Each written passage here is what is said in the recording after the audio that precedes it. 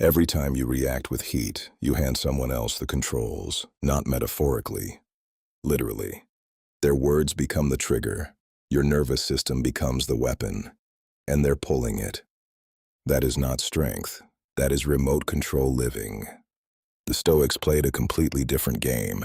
They didn't aim to defeat people, they aimed to remain undefeated by chaos.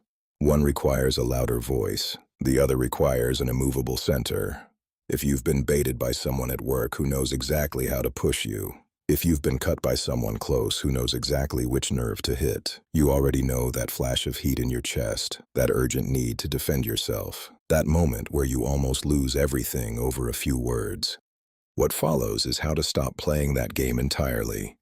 5 phrases, 5 responses that disarm, redirect, and protect your inner ground. Not by being passive, by being precisely unmovable. First, understand why good people lose control. The problem is never what was said. It's what you decided it meant. An insult threatens your image. A dismissive tone feels like a verdict on your worth. And your ego panics. It believes respect must be reclaimed immediately. It is wrong. Epictetus said it plainly. We are not disturbed by events, but by our opinions about them. Someone's words are vibrations in the air. You decide whether to crown them with authority.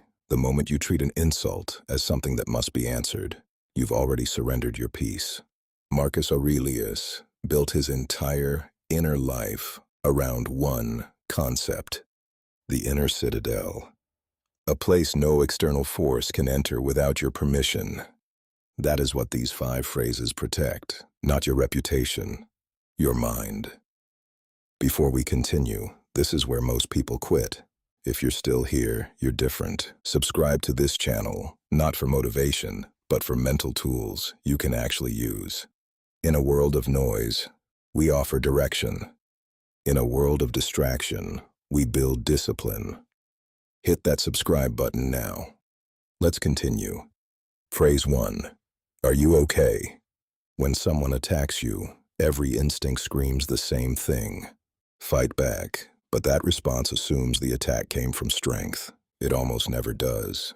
People who are settled and at peace don't tear others down. Cruelty is pain, looking for somewhere to go. So instead of heat, you offer clarity. You look at them and ask calmly, "Are you okay?" Not sarcastically, as a genuine, unhurried question. That single sentence reframes everything. They expected 2 opponents. You just became an observer, watching an emotional breakdown. You're not saying their words hurt you. You're saying their behavior is concerning. Seneca wrote that those who strike out are almost always already suffering.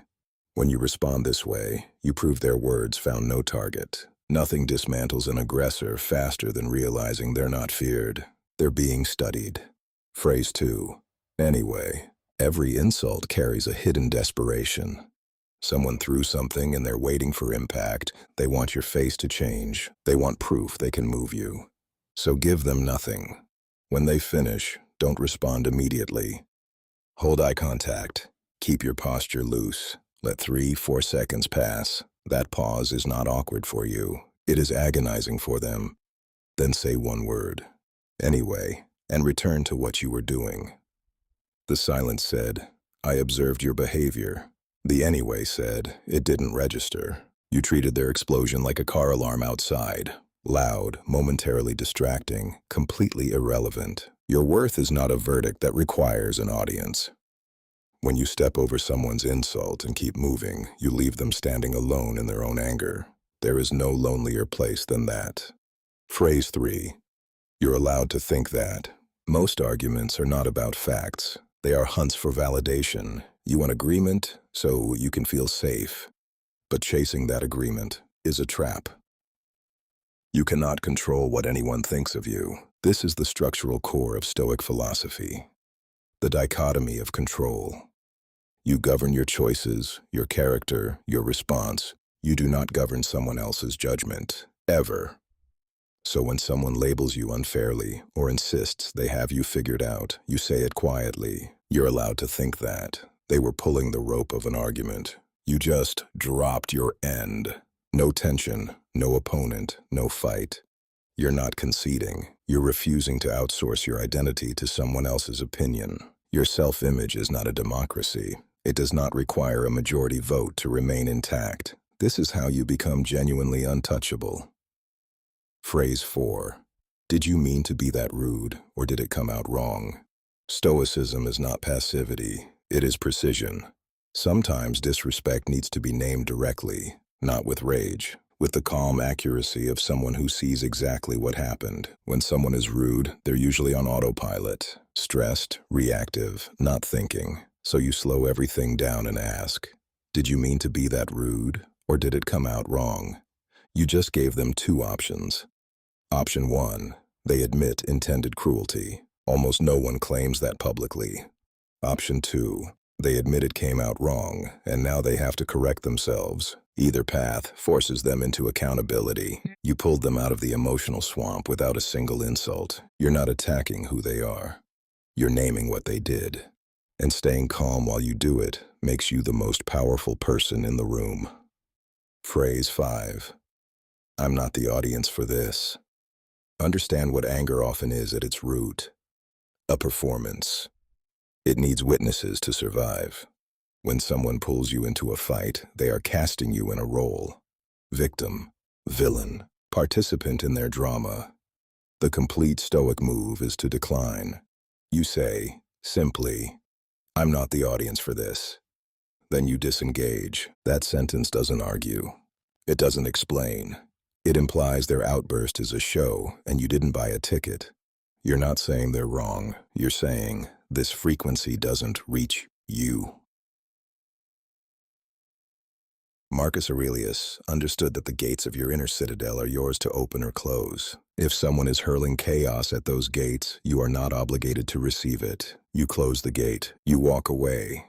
Not as someone fleeing conflict, as someone who has decided their peace is not for sale. These 5 phrases are not tricks. They are the practical expression of a philosophy that has survived 2,000 years because it works.